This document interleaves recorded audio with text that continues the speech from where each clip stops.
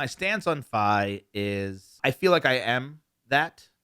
I feel like I'm FI, but I'm not FI in the mathematical sense where you're like, well, I don't have $1 million in the bank and I'm taking 4%, and living off $40,000 a year. But I don't have a traditional job. If I stopped working today, I could still make money for a very long time because I do have a team and people and they all have their jobs. So I feel financially independent in that sense. So I don't think it's the traditional way that the community goes about it because it's not, running a business is not everyone's approach, but it has been my approach. Because I have the personal finance podcast, we do end up talking a lot about financial independence. And we've had Pete, Mr. Money Mustache, on in one of our earlier episodes in 2014, which really helped our podcast to grow because like no one had heard his voice then, and so it was like one of the first interviews he ever gave. And it was just an hour-long interview with, him, me, and Andrew, just kind of like talking about him and what he and how he did it, and it was like, whoa, okay, holy crap. So I feel right now that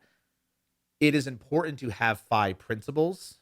You don't necessarily have to like dedicate your life to it or consider it, but like I definitely think the elements in FI and the idea of like just or FIRE, like financial independence, retire early, there's so many good things there, right? And I subscribe more to what Ramit teaches, which is kind of this money dial system or just the automation parts of personal finance and investing and all that stuff. But and I don't really subscribe to like make your own soap. That's kind of my burn, to the community. It's like, I'll go buy soap. It's like, I'm not, I do make my own beer. So there is something fire about that. But yeah, so I love the movement.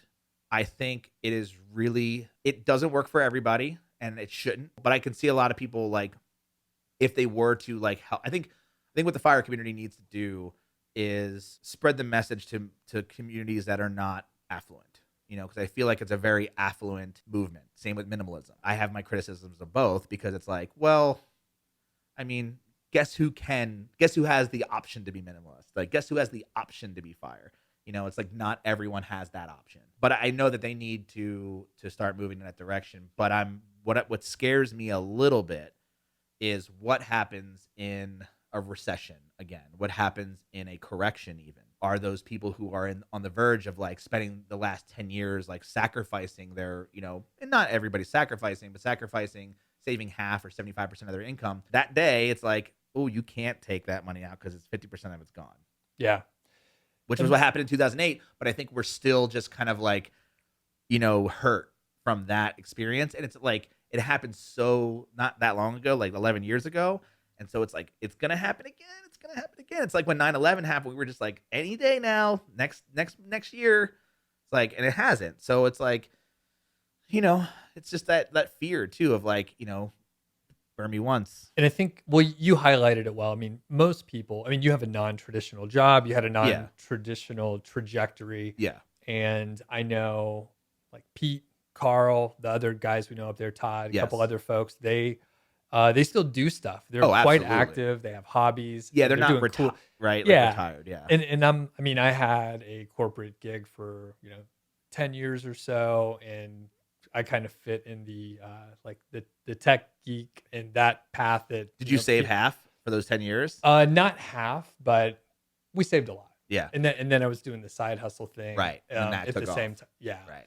All at the same time, like right when I got laid off. Yeah. So things are pretty good. And I think like per the math, like, well, we're in pretty good shape. I never really talk about it so specifically as some people. Yeah. I mean, the fact that you're doing what you want and you know how to, claw your way out of, wherever you're at to earn some money. Now you can write really well. You can do YouTube, you do podcasting. Like, if you can't get a job, it doesn't matter because you wouldn't want to.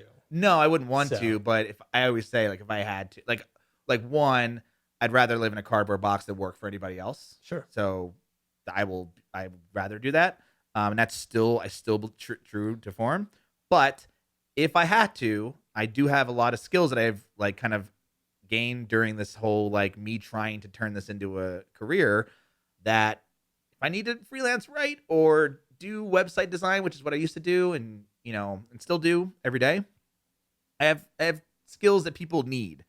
So I will have like a lot of little mini clients, but I will not have a boss again. That's not going to happen.